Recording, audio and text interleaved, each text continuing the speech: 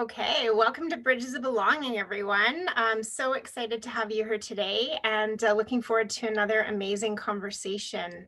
I want to begin by acknowledging the traditional territories that I'm coming to you from today, which are that of the Coast Salish people, home of the Esquimalt, Songhees, and Wasanic nations, where I've been so grateful to be welcomed and to feel safe during COVID times and over the last 25 years, where I've called Victoria home and been able to really be a guest and enjoy these beautiful territories. So thank you so much for that. And my name is Andrea Carey. I'm the Chief Inclusion Officer with Inclusion Incorporated, and really looking forward to our conversation today. We have two incredible guests, Harrison Browne and Chris Mosier, and looking forward to hearing them share their stories and their journeys of belonging. As we often do, we're going to begin with a reading. So today I'm reading from Richard Wagamese, Embers, which is one of my favorite books for those of you who've been following along on our Bridges journey over almost the last year. And so the reading I'm going to do today is just a short one about unity and inclusion.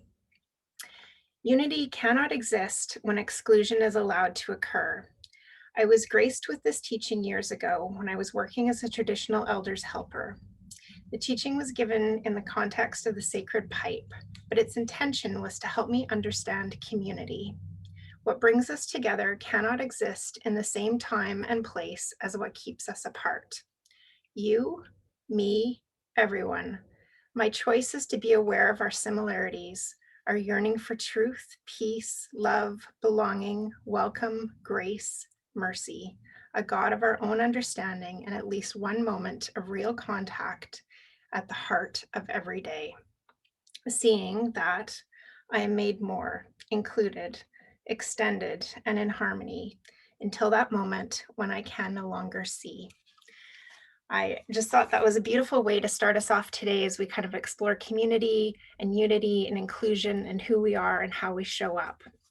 So with that, I'm really grateful to introduce our two guests. And I also just want to welcome everyone that's attending the session today and to request that you stay on mute and turn your cameras off so we can really enjoy our two presenters today and hearing their stories. And we will invite you midway through the session to start putting questions into the chat box, and we will weave those into how we navigate forward with them. So today we have Chris Mosier and Harrison Browne joining us. Chris is a trailblazing Hall of Fame triathlete, an all-star American duathlete, and a six-time member of Team USA. In 2015, he became the first known transgender man to represent the United States in an international competition, and has been a catalyst for change at the International Olympic Committee policy on transgender athletes. He's also a two-time national champion and the first transgender athlete to compete in Olympic trials in any sport in a category different than their sex assigned at birth. Chris is known as a go-to source for policy and information on transgender people in sport. In 2013, Chris created the site transathlete.com, a resource for students, athletes, coaches, and administrators to find information about trans inclusion in athletics at various levels of play. Welcome, Chris. Harrison Browne is the first transgender athlete in professional hockey. He was part of the National Women's Hockey League and played for the Metropolitan Riveters and the Buffalo Buettes. I hope I said that right. Buttes, I think it is. Sorry. Winning a championship with both teams. During his tenure in the NWHL, Harrison was a trailblazer and a pioneer in LGBTQ rights. He helped form the first ever transgender policy in professional sports to aid both trans men and trans women in their participation.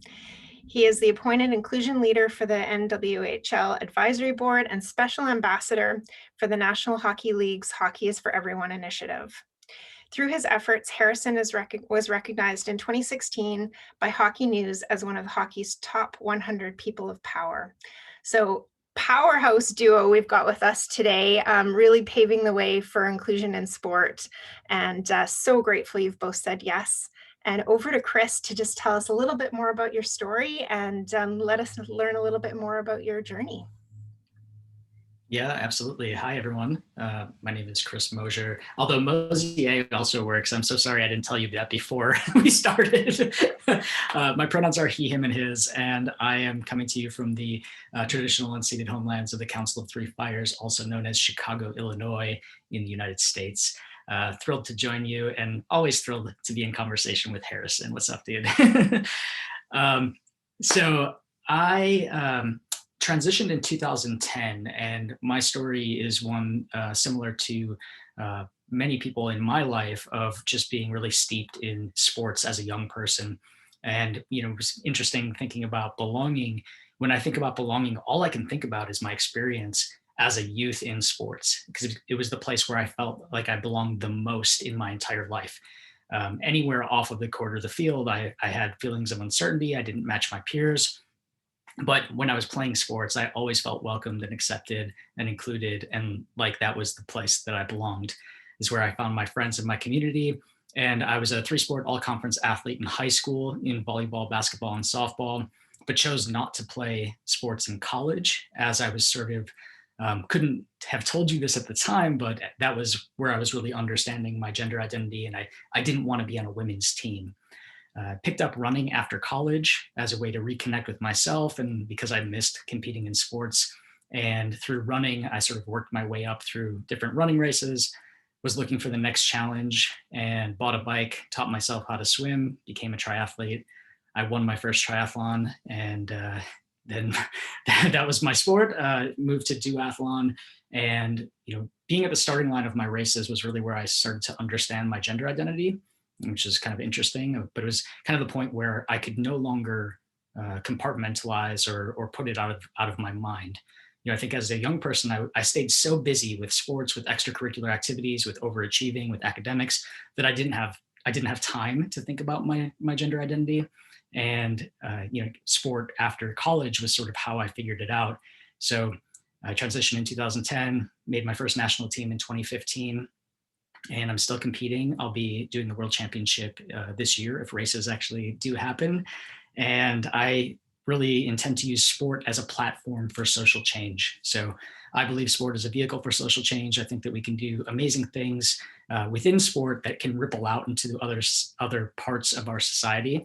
And as long as I have a platform as an athlete, I feel it is my responsibility to make sure that every young person, every person after me, has an easier pathway to being their authentic self and playing the sports that they love or doing whatever they love in the world. Oh, that's so beautiful. I mean, I truly believe sports are a platform for social change. So, so great to hear how you're starting to use, how you've been using that and continue to use that, and also that sentiment about making it easier for the next generation to just be who they are. And definitely something I strive for every day in the work I'm doing. And I have an 8-year-old daughter, and I just am like, how can we not go through some of the things that, how does she not have to go through some of the things that I've gone through in my journeys? Yeah, thank you so much for such a great kickoff to today's session. Harrison, over to you to introduce yourself and tell us a little bit about your journey. Great. Yeah. So, hi everyone. I'm Harrison. I use he/him pronouns. Coming to you from Toronto, Canada. Yeah. So a little bit more about me. I was a hockey player. Sports were my entire life. I started out as a soccer player, but once I was on the ice and I was able to feel the speed and hit people in my equipment, it was game over. I needed to stick with hockey. But I was always in a single sex environment. I went to an all girls school. I never played co-ed sports. I always played women's sports. But I always felt a little bit of a disconnect from my teammates. But I was getting higher and higher in my sport. I was playing top level junior in Ontario. I was getting scouted by college scouts in the States, and I had the opportunity to actually get a scholarship and to get my college experience paid for to play hockey. So, with that, I really had to put my gender identity aside. I initially thought that I would have to wait until I was done with sports and wait until I could physically transition to really assert myself as a man and be who I wanted to be. So I kept that identity secret, and it just became heavier and heavier with each year that I continued to play.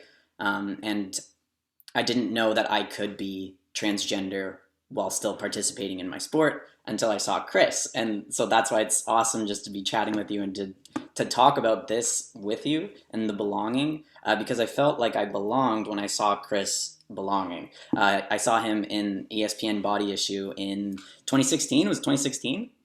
Wow, 5 years ago. Time flies. And I remember it was the summer before my second season playing in the NWHL. So once I graduated from college, the first paid professional women's league was made. So it's called the National Women's Hockey League. I initially thought I was going to physically transition after college, but I was like, I have to take this opportunity to play professionally, to be a professional athlete. So I delayed my physical transition. I delayed coming out, and I played a season uh, not as myself with the NWHL. And then that summer is when I saw Chris. And that's when I was like, I see a trans athlete. I had never seen a trans athlete before. It was the first time I ever saw it. And it was like mind blowing to me. And I was like, I can be a trans athlete. So I made the decision to come out publicly. I came out through an ESPN article in 2016, became the first professional transgender hockey player. The NWHL adopted a trans policy with the help of Chris, and you can play. And I was able to be authentically myself as Harrison and play my sport. And I never thought I'd be able to do that. And that was like the true moment where I felt like I belonged. But now I've retired. I retired about 3 seasons ago after winning the championship twice. And since then, I've made my attention to the acting industry. So now I'm an actor, and I really want to advocate for trans inclusion on screen. I think that that is a really great place for kids, whether they're athletes, whether they're not athletes, can see themselves represented in the media. So that's where I've really devoted my advocacy work now, to see more trans actors playing trans roles, to see trans actors playing cisgender roles, to see trans writers, trans producers, trans directors. So yeah, it's been a really exciting journey to transfer from sport to the arts. Not, I didn't know if I would mesh, but I'm really loving it, and that's where I'm at today. Oh, that's so great. Thank you, Harrison, for that. And what a opportunity to have both of you here today and to hear about how Chris has played such an important role in your life as a role model and someone that you could see, that helped you see where you could go and who you could be and how you could show up. So, Harrison, I want to stay on that for a second and just talk about that importance of role models and how that matters in the work that you're both doing, because now you're dedicating yourself to sort of the acting piece and trying to bring forward the opportunities for trans actors. But just tell us a little bit more about that importance of role models from your perspective. Yeah, I think role models save lives. I didn't have anybody that I could really look up to when I was growing up, and it was a really isolating, really alone sort of feeling. And that's where I think uh, kids, when they're at a vulnerable age, can really spiral down. If they can't see a future for themselves, then they think that the world isn't for them. So yeah, when I saw Chris, like, he immediately became a role model to me. And then I saw myself become a role model to others by just coming out and being myself. I think with social media, I'm sure, Chris, you've had a ton of people reach out to you too. But with social media, and I'm lucky enough to have a platform where I've had a lot of stories that have been put into the media, and I've had a lot of traction. And I get messages from parents. I get messages from kids that say that just seeing me come out and play a sport and be successful has like opened their eyes to the transgender experience, but also has opened their eyes to really accepting their child. And I've had kids also say like, you helped me stay within my sport, or I saw you come out. I just came out to my friends because I saw you come out. I can't. It's crazy to have that impact on somebody. I actually just had a message from a friend of mine that I made through the NWHL, and saying that he had attempted to end his life, but seeing me and the friendship that we built through the NWHL, he's like so grateful to be alive today. And it's crazy to think that sports and being visible can have that impact on somebody's life, but it really can.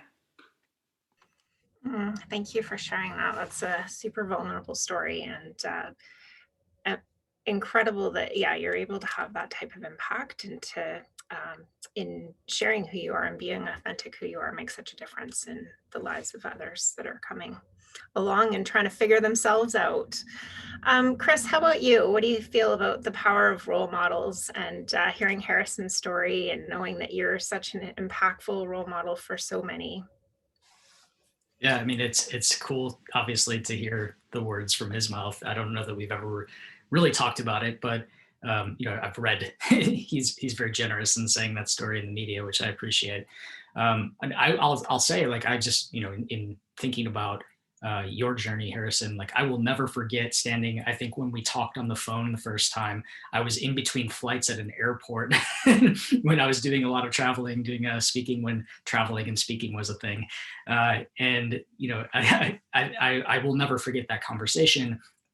Similarly to, I will never forget, watching the video and reading the stories about the first time that the announcer called you by your real name, right? And like, like that, like, gives me goosebumps because it's such a cool, right? It's such a cool experience. Similar to Harrison, I didn't have people that I felt like I could look to when I was a kid growing up, which is like, what drives me today. In 2010, when I was first coming out, I had this long process of being like, okay, so I don't see any athletes out. I don't see any trans men competing against men, and I don't see anyone at a high level. And those are all the places that I want to be. But then there's also this idea of, just because it hasn't been done yet doesn't mean it can't be done. And that's really the motto that I sort of adopted when I was in that position, because if you can see it, you can be it. And, like, we all want to see a reflection of ourselves in the world and the places we want to go. But I think for a lot of us, and Harrison as well, like, if there comes a point where you have to balance that, just because I haven't seen it doesn't mean it's not right for me. Like, we know our path, we know that we have something inside of us that we need to share with the world, and that we need to be our authentic selves. And so that's, I mean, somebody has to blaze a trail, right? like no one would be different than anyone else if people didn't go off on their own. So I think drawing my inspiration from other role models, like, while I didn't see out trans men in sports, I certainly looked to like, this is kind of wild to me, thinking about who were my role models when I was a kid. It was John Carlos and Tommy Smith from the 1968 Olympics on the podium with the gloved fist. It was Jackie Robinson, Muhammad Ali, Billie Jean King, like, looking at those people who really use sport as that vehicle to create social change, to talk about civil rights and human rights. And I think at a very young age, I had that understanding that sport was about so much more than winning and losing. So um, I think that that's sort of how I drew my inspiration, in the lack of having role models that looked like me. And then I understood, after thinking about, okay, well, when I come out as a trans man, I'll be a trans man forever in all the media. You have one article online, you will never escape that label. And at that time, in 2010, when I didn't see trans people positively covered in the media, when I didn't see them having positive roles in TV shows and movies, in, even on reality TV, and in any facet of life, there was a lack of representation in a positive way. Trans people were jokes. They were murdered. They were, it was dangerous, and it remains dangerous in many ways to be a trans person. Harrison and I both carry with us, great privilege by comparison to some members of the trans community. And, but even in my own experience, I felt like I had to be very calculated about making that decision to come out publicly. When I committed to that, though, I knew that it would be that opportunity that Harrison spoke to, about people contacting you on social media, having the opportunity to reach out to and mentor other transgender athletes, to allow them to be their best version of themselves and play the sports that they love, to do what they want to do, and not have to feel like they were in that position where, maybe I have to wait to be my authentic self so that I can pursue my athletic dreams, or, I'm going to transition now and just have to give up sports. The goal is to never have anyone have to be in that position. Yeah, and we certainly seem to have a long ways to go in that. I know you're doing a ton of advocacy work in the States right now, looking at the exclusionary policies and legislation that's coming down there. So, like, how do we move the dial forward? How do we have these discussions? How do we raise the consciousness about who people are and what they need in order to show up and be successful? Well, I think, Harrison is doing that work in media right now. And I think that's such an important facet of this that, like, I love that because while we were athletes, we have a lot of stories about us. We're both very good Google searches. um, but, at a certain point, we lose control of our narrative. When we are an athlete being covered, it's other people's, lens that they put on it, their spin on the stories. And that might not always be the way that we want to be sharing our lives with other people, and it might not always be positive, depending on where they're coming from and what their understanding is. So it's so important to have those positive representations, so to empower people to have good stories, to have positive stories. Like, we are not just sob stories and suicide statistics. We are that, like, that's part of our community, but there's so much joy and power and magic in being transgender. And, like, for me, like, I love being trans. I like absolutely love it. I think it's such a special experience to think about, like, how what a rich experience it is to live in this world, to have had, the upbringing that I had and the experiences that I had to become and be the person that I am today, and to continue to grow and evolve. So I think the way that we change and move the needle here is really by having that positive representation and making sure that we are humanizing transgender people. Because one of the big problems that, like, particularly in the United States right now, over 30 states have some sort of bill that would prevent transgender people from participating in sports, and from elementary school up to college in some cases, but certainly for high school for all of them. And I think about all of those amazing experiences I had as a high school athlete, what sport meant to me as a young person, and how every person should have that opportunity to have those experiences with their peers. And what I see when they're having these conversations, lawmakers, people who are making these decisions, is that they've never met a trans person in a lot of cases. That it's very easy to dehumanize us, to believe what you read on a Twitter headline if you've never met a trans person. And in the United States, over 80% of people believe they've never met a trans person in real life. And that's, like, believe, so maybe they have, but they just don't know it. And if you don't know someone from a group of people, it's very easy to demonize them, to take away their human rights. And so, the more positive representation that we have in film, in media, in TV, in magazines, just out in the world, the more people see us, the more people know that we are humans, that we are not a monolith, that there is infinite ways to be trans, just like there is infinite ways to be a cisgender person. I think that will help us move forward. So, it's busting some of those myths and misconceptions about the trans community. And, like, for me, particularly in sport, what does that mean? And education, I think, is really the pathway to moving forward. Yeah, no, thank you. That's such a beautiful answer. And the humanizing piece, I think right now our world needs that focus more than ever before when we look at, in particular, how many social justice issues and topics we're trying to navigate as we go forward. How do we bring it back to people? And, like, people are people first. And you and I are connecting over this. We may not have anything else in common, but we have triathlon in common. So we'll start there and figure it out from there, right? So Harrison, over to you to kind of talk about that same piece and, like, what do we need to do and how do we kind of focus on moving forward from your perspective? Yeah, I think Chris said it the best the way that you can. I just think a lot of, like, the fear that comes from people is out of ignorance and not understanding. And I think, like, once trans people are seen as, like, three-dimensional people that you can see past, like, a trope, you can see past all these different types of stereotypes, negative stereotypes.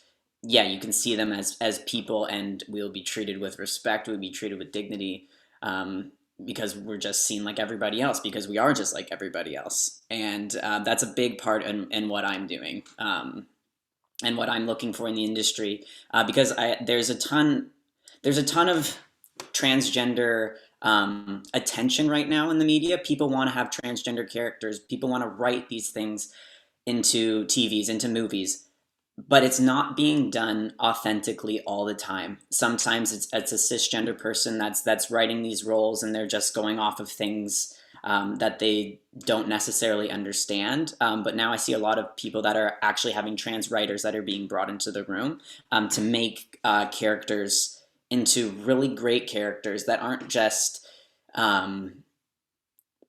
jokes, like Chris said, and they have like an actual storyline. And sometimes the character doesn't even have to come out as trans. Being trans is not the thing that makes that person interesting now in these stories. And I'm seeing a lot more come out because now I'm getting these auditions. At the beginning, I started to get these weird auditions that I was like, okay, I'm not going to do that because you are just having this negative stereotype of like this angry person on T. But now I'm seeing like a ton of really great storylines. I know, right? I'm seeing these really great storylines of relationships, of a trans person going out on dates, and having a really, really great life. And I think the more that we can see those types of characters that are written just like any other character, and we can see athletes that are treated just like any other athlete, I think that it will create a lot of hope for anybody that needs it, and it will create a lot of awareness for anybody that doesn't necessarily understand it. Because when you know somebody that's trans, or when you've seen somebody that's trans, and you can put a face to a term, it drastically changes your opinion. I think something that I saw a lot on Twitter when a lot of the bans were being talked about was this dad talking about his daughter, and just talking about his trans daughter, and that he wanted her to be able to play sports. And I think a lot of people really connected to that because it was a dad talking about his daughter. And I think the more that we can not eliminate the term trans in front of things, because I'm absolutely very, very proud of being trans, and it's something that I say all the time, and I stand with my trans community, and I love it. But I think the more that people can take that disconnect out of like the trans is so unknown, it's so scary, and when it's just people, then I think that that'll create a really great dialogue and a better world, to be cheesy. I'm all about a better world. Bring it on. Bring on the cheese. I have more hearts for you guys today. So I want to go back to sort of the place we started in around that belonging. And you both spoke about sort of sport being your place of belonging and finding sport, and then kind of navigating what does sport look like if I'm my true self within it. And so what were the pieces you each needed in order to really facilitate feeling like you belonged as you navigated, these major life decisions and journeys in terms of coming out and being who you are? So Harrison, maybe we'll stay with you if you're good to start. Okay, so how sport made me feel belonged? Yeah. Yeah. And what were kind of those key things that you needed, and how that played out as you navigated your transition? Yeah, I think for me, like the epitome of belonging was being called the right name and being called the right pronouns when I would play by reporters or by the announcers. Harrison Browne scored his first goal of the season. That was the moment where it all like aligned, but that took a process for me to get there. And I think the place where I felt the first belonging was in the dressing room, in the locker room with my teammates, where I was able to really explore my gender identity, explore myself, and be myself, supported by my teammates. And that was in college, is when I started to say, hey, like with hockey, everybody's called like their last name. So I was called Brownie. I didn't have to change my last name to feel included, but to have my teammates use he him, and to hear them say that, to hear them try, and ask me questions like, hey, how can we better include you? How can we be the best teammates that we can be? What can we do to help you? And once I felt the support of my teammates, I started to move on to my coaches and talk to my coaches about what I needed. Like, hey, like I'd really like if you didn't address the team as girls and ladies. I'd really love if you just said team or folks or some gender neutral term. So I think it's just those types of conversations and people being really receptive to it, and people not having to walk around on eggshells, like having an open dialogue, and treating me as a person, not just as something that you have to skirt around from, and not some other person on the team. I was treated just like any other person on the team. And then the fans of the NWHL were absolutely incredible. I wasn't sure how I would be received, but that year that I came out, I was voted into the NWHL All-Star game by the fans, and I was voted one of the fans 3 stars of the season. and I had that 2 years running. But the 2 years I came out, the 2 years that I played, I was voted fans 3 stars this season, and yeah, I can't say enough about women's hockey. Really being LGBTQ plus supportive and accepting me for who I am and listening to what I needed. So yeah, that's my belonging. Yeah, no, that's beautiful. Thank you. I really appreciate sort of those key points, but also sort of that thread that you also led, and that you had, you felt confident enough to have some of those conversations with teammates and coaches as well, right? Because not everyone is kind of in that place or ready to do those steps either.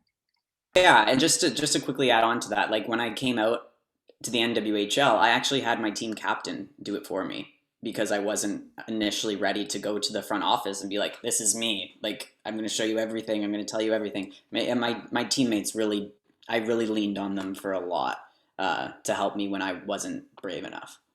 Yeah. Mm. That's amazing though that you felt the support that you could lean on them, and you had that family around you that created the comfort for you to move forward. Awesome. How about you, Chris? Yeah, I'm actually going to ask Harrison another question about that, Yeah, just because go I'm for I'm so curious, because my experience was, transitioning and switching categories right away. And so I never had the experience of being out as my authentic self, using he him pronouns, and participating in a women's league. And I think there's really something special about women's sports. I think that I love women's sports. Women's sports made me who I am. But I also know that I know how I would have felt in that situation. So I'm just curious, what were like this? Was it a struggle? What were the struggles when you were out authentically playing as yourself? Because I know how awesome it was for you to hear Harrison and he scored his first goal.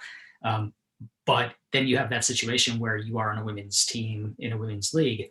So it's like both you're playing at the very top of your sport, and also have this conflict of people saying like, "Hey, ladies." What was that like for you? Yeah, I mean, there were definitely growing pains for each time that I came out or each time I had to go to a new team because it's ingrained. Like playing women's sports, everybody's like, "Let's go, girls! Let's go, ladies!" And I also felt like I didn't want to encroach on that space either. Like I think it's so important for women and girls to have a space where they can have a battle cry that's like, "Let's go, girls!" Like and and I felt guilty at times when I had to have the language changed. But once my teammates wanted me to feel as included as possible, I immediately erased that kind of guilt. Um, but playing with women was always a comfortable space for me, and was always surrounded by women. I actually with acting now I'm actually starting to be around men in classes and I'm starting to be around men on set, and it's kind of actually it's not uncomfortable but it's different, and I'm like I want to be with my girls, and but with that being said, the problems that I had with playing a women's sport while identifying as a trans man was actually outside of the sport. I saw my teammates as teammates. I didn't see them as gendered, and I don't think they saw me as gendered either. But it was when I had to go outside and be like, "Oh, I'm a hockey player. Oh, what league do you play in? Oh, I play in the NWHL." I'd say it fast, and I'm like, "What's that?" I'm like, "National Women's Hockey League." And it would bring me shame to actually say that out loud. And I remember there was a moment when I won the Isabel Cup, and I had to take the trophy around, and I was walking around Toronto. People were like, "Where's that trophy from?" And I had such great shame actually even saying where that trophy was from. So it wasn't uncomfortable in the sport; it was uncomfortable outside of the sport. Yeah. Yeah, that makes a lot of sense. I mean, I think that was my experience in figuring out that I needed to transition, was having that experience of winning in a women's race and being embarrassed to say that I won because it was in a women's category. And not that there's anything wrong with being a woman. It was just that I didn't feel like I belonged. It didn't align with me. So I definitely relate to that struggle. That was absolutely my experience too. Yeah. For me, I transitioned and went straight to competing with men. And I thought, my teammates in triathlon in New York City, and sort of um, would say like a local New York City triathlon club were awesome. As far as I knew, everyone was straight, everyone was cisgender, and most of my teammates had never met a trans person before. So it took a lot for me to come out to them. But I thought that there's something really special about riding your bike next to someone or running next to someone.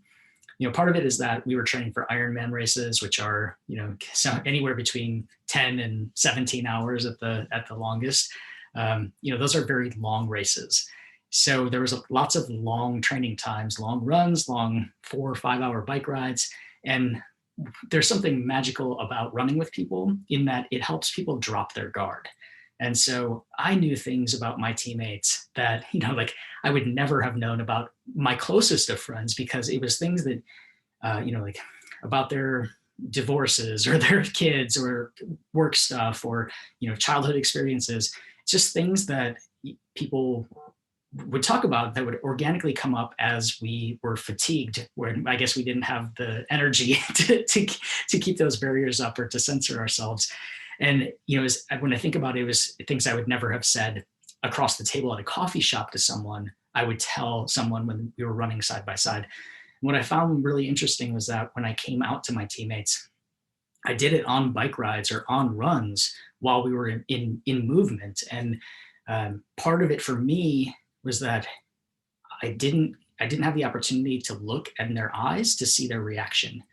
And that was really comforting to me, because I think in advance of coming out, I had overhyped it, thought through every worst case Hunger Games scenario. Like I thought that, the world was going to implode every time that I told someone, and that I would lose most of the people in my life.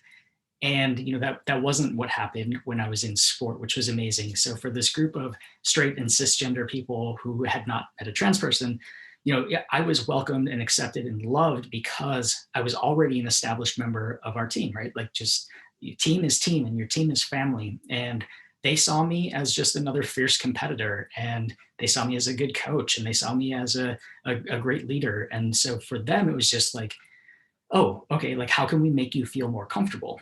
And I was just really impressed with the way that they took on, without having to read any Instagram slides about how to be a woke ally or how to be the best, teammate. And, they were just like, okay, cool. Like, how can we help you? And I asked a couple of key people to help correct pronouns. My name was always Chris, so it was just the pronouns that were changing. And, they went home and Googled the questions that they had before they would come to me. And everyone who came to me with a question was respectful. And it was like a legitimate question, not out of curiosity, not because they were window shopping, as I like to call it, like, things that they never need to know. It was just like genuinely trying to be supportive. And it was so unexpected for me, because at the same time I was in LGBTQ leagues, recreational league in New York as well. And I had a much harder time in the queer community transitioning in sport than I did with my straight and cisgender teammates. So it was a really interesting experience. But that, I don't know how I just turned my flashlight on my phone. That experience of just people being like, that's awesome. Like, we love you. Like it being so nonchalant of just, you're still Chris, you're still a part of our team. I think that was really what gave me the confidence in so many ways to come out in other areas of my life. Thank you for that, Chris. I'm curious about the comment around sort of your cis teammates accepting you and being more receptive to you sharing than your LGBTQ teammates. Was it a difference in relationship, or what do you feel like that was? I really think that it was the sort of in-group mentality where people were part of the queer community, part of the LGBTQIA2S community, and they felt like they were able to say things that other people would not be able to say. So for context, like when I was coming out, this is like forever ago, I never really watched Project Runway, but I guess there was a phrase on there with the T word. So hot mess. And people would use the word tranny as slurs or like in relationship to other people. So there were gay men who would use that without thinking at all. And when I was in these leagues, they would say it to each other in front of me. And when I confronted somebody about it, they were like, "Oh no, it's okay. He's in my phone as tranny." And I was like, "No, it's not okay, actually." Like, I was in a bowling league and somebody had it as their name up on the bowling screen, and I confronted them about it, and they said, "Oh, do you want your picture under it?" I mean, it was just like the most ridiculous experiences with them, and it was almost like it happened from gay men, it happened from women, it happened from bisexual folks, it happened from other genderqueer people. It was just like there was, even within the LGBTQ community, where I thought I'd be accepted more, where I thought they'd be um, more easily I would be more easily able to be my authentic self. I really found that I ran against some barriers because people thought that they already had the information when they really didn't. Yeah. Wow. Um, yeah, very much appreciate, again, a vulnerable story around, I'm sure that was pretty difficult to navigate for you when you sort of probably had those expectations that it would be an easier discussion, and it ends up not being, and trying to find those places of support and those places where you can just be, right? Well, I left the leagues. I mean, that's really what happened at a certain point. I was shocked that they were so unprepared to have a trans participant in their leagues. The places that we played, they didn't.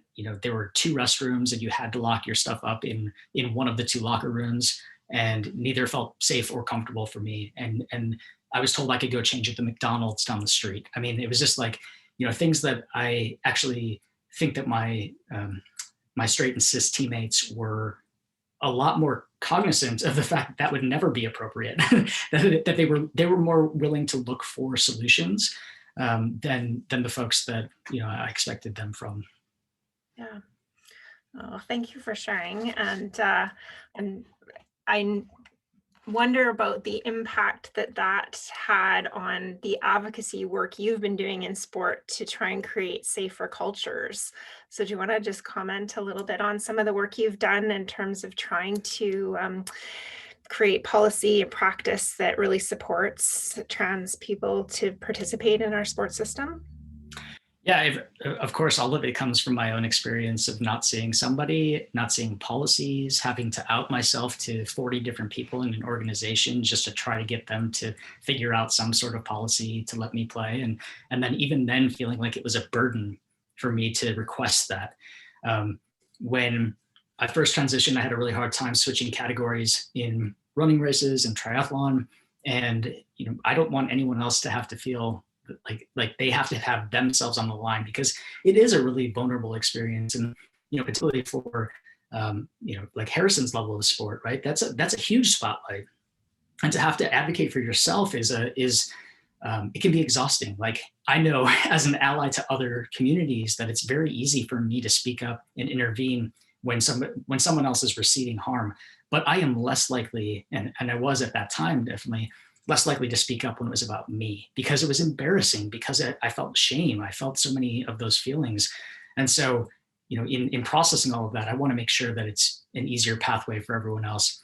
In 2013, I started transathlete.com, which is a web resource for athletes, coaches, administrators, national governing bodies, just a collection of policies, as well as terminology, ways to be more inclusive in sports. And so that's really where I started my advocacy, and trying to make it a legitimate pathway, because when you're Googling transgender athletes, at my time of coming out, and even up until Harrison saw me, there was a big gap between in information. And so having there be something that people can find online, and then that has really morphed into being a pathway to be testifying in some of these state governments, and advocating here in the United States against these anti-trans laws or bills that are up to become laws right now, and working with professional sports leagues, national governing bodies, doing it in a multiple facets, right? Like the education component, the policy making component, and then the visibility component of making sure that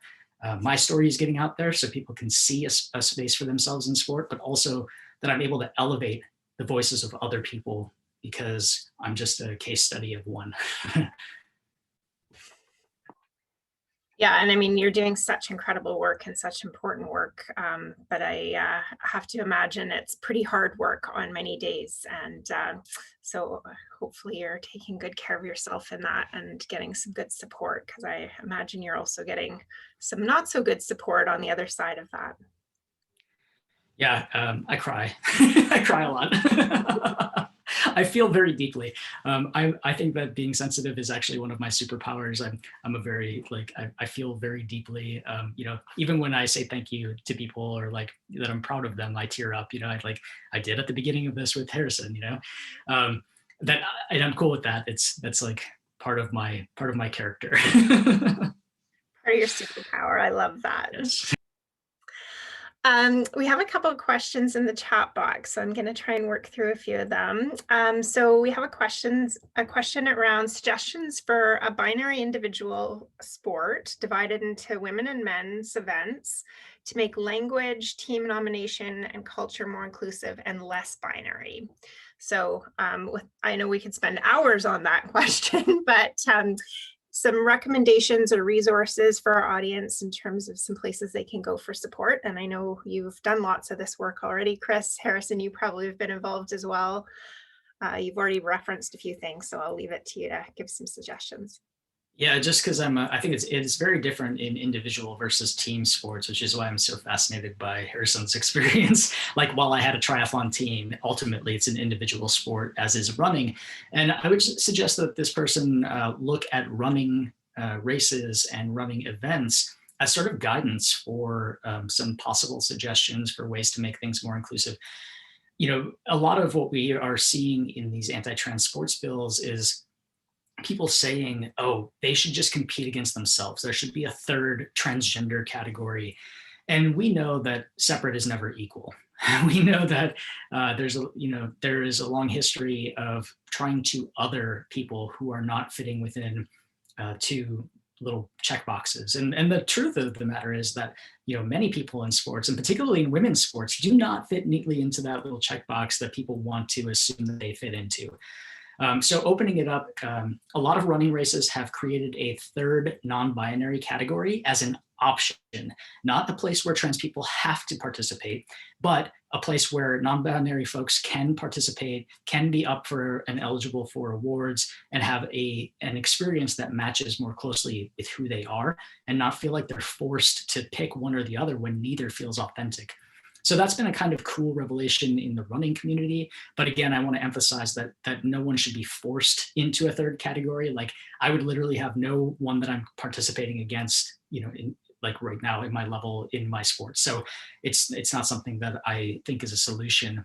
And then I think, Harrison made some really good points about language, about opening up language and making that feel more inclusive. And it would probably depend on the person's position if they were an athlete, a coach, an administrator or a race director or what have you, about how they incorporate that. But paying attention to language is always really important as well. Harrison, would you like to add?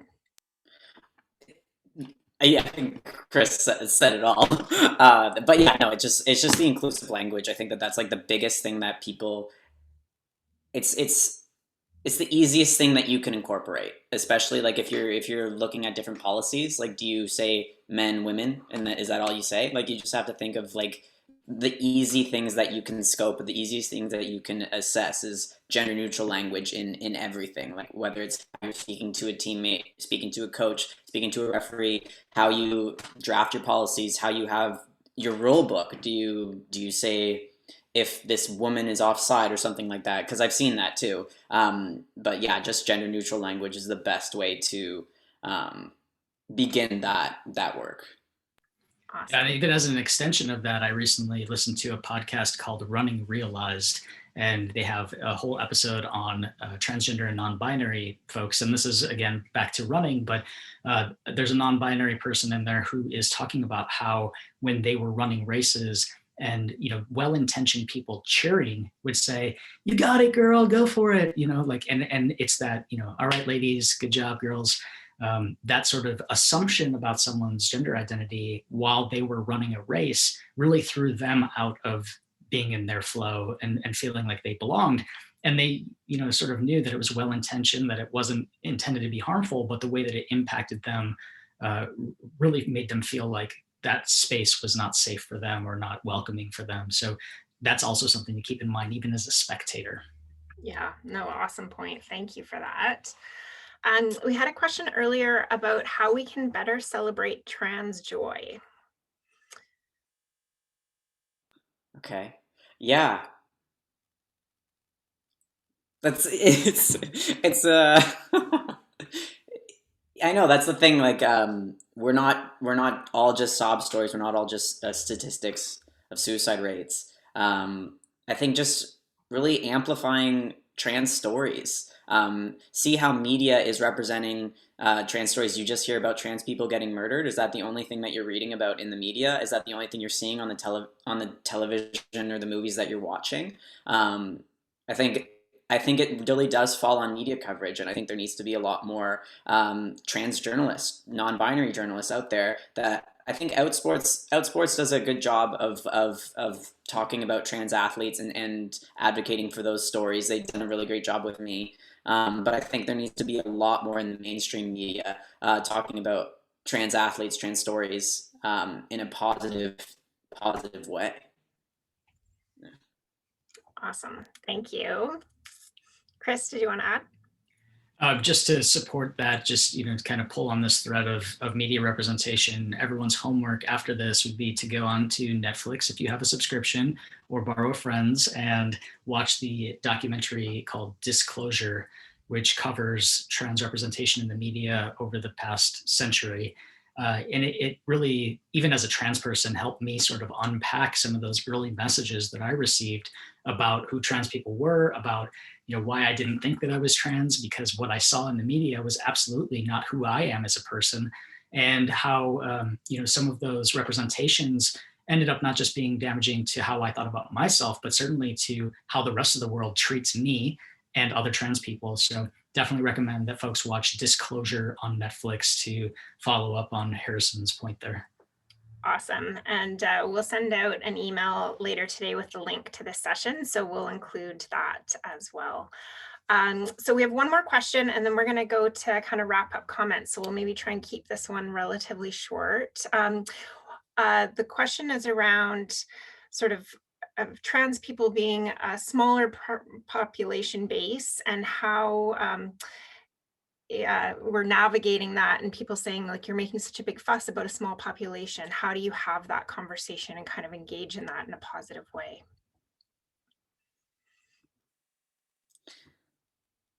Hmm. That's a Yeah, that's a good question. Um, and how to engage it in a positive way. I think there's a lot of negative spin on people really focusing on the small aspect of the community, like the trans military ban, saying that trans people are too much of a burden for the military. And if there's such a small proportion, then why is that a comment being made?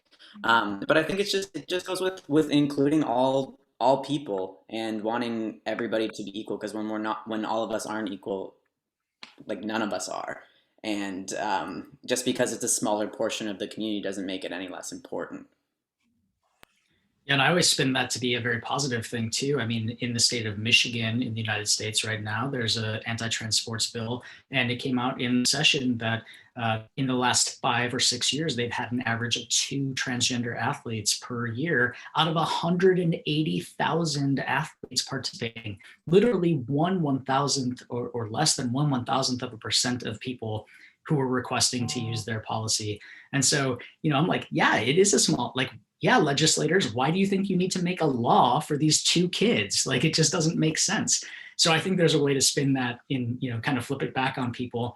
And then to Harrison's point, like, it doesn't matter if it's 2 or if it's 200 or if it's 20,000, everyone should be treated with kindness, love, and respect. We need to come back and center the humanity of the people that we're talking about. And it doesn't matter if it's one person or if it's an entire community of people, if it's a town or a state or a providence.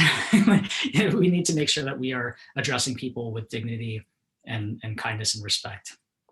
When it goes back to your point earlier around rehumanitizing people and like focusing on who they are and what they need to be successful, and you know, it's one aspect of someone's identity, but at the end of the day, they're a person, and how do we get to know the person and put that person first?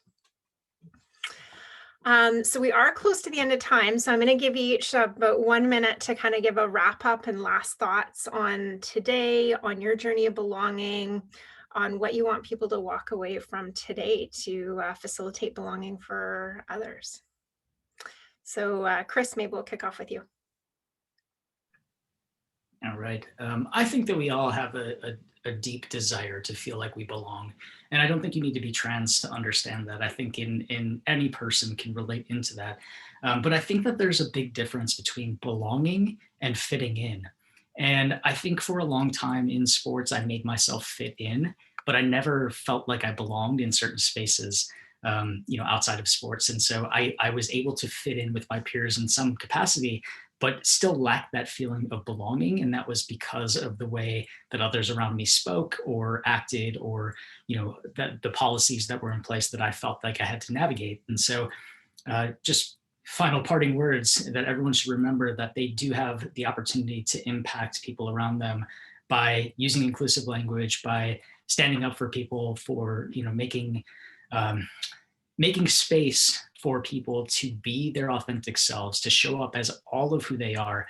And, uh, you know, every person, every ally has that opportunity. And it can happen in sports teams, but if you're not in a sports team, it can happen in your family, in your friend group, in your community, in your workplace. And so by having conversations, by using inclusive language, by letting others know that you are open to having conversations, I think that can have a big impact on people around. And you might not know the impact it has, but certainly we all impact others by the way we show up. So showing up with the idea of creating space for others to be their authentic selves is a great way to help people feel like they belong. Awesome. Thank you so much, Chris. Harrison. Yeah, I think that's I keep saying that says it all, but it's true. It's you don't realize the impact of the small things that you can do. Like it can really save somebody's life. Like something as simple as putting your pronouns in your Zoom, putting your pronouns in your email signature, putting a pride flag, putting a trans flag on your desk. Something like that can just immediately set somebody at ease. I remember before I started to pass in society, when somebody would state their pronouns, or when I would see something that said equality, or I would see an equal sign, I would just feel like my shoulders could just relax, and I felt safe. I felt included. I felt like I had a place in the world. So whatever you're doing, whether it's gender neutral language or anything like that, however small you think it is, it's not. The simplest actions can save a life and impact somebody so positively. So just be really conscious of what you're doing, conscious of what you're saying, how you're addressing people. Check your assumptions. Never assume anybody's pronouns until they tell you theirs. People don't use a pronoun based on solely how they look. Yeah, no, I've really enjoyed this conversation with you all. And thank you so much for creating this space. Yeah, no, this was great. Thank you both so much. It's been an incredible gift to have this hour with you, and I'm so grateful for the work that you're each doing in the world to create the spaces and places for people to belong. And this conversation's focused a lot on your experiences trans, but it's also about that humanity and finding those common places where we can show up for each other and really respect and appreciate each other. So thank you so, so much for being here. We are going to wrap up the show. I just want to share our next session is on April 27th and features Jennifer Willinga and Ghislaine Demers, and will be very much about gender equity and how sport can be a tool for social change. So thank you so much. Do take care, everyone. Be well, stay safe, and we'll connect soon.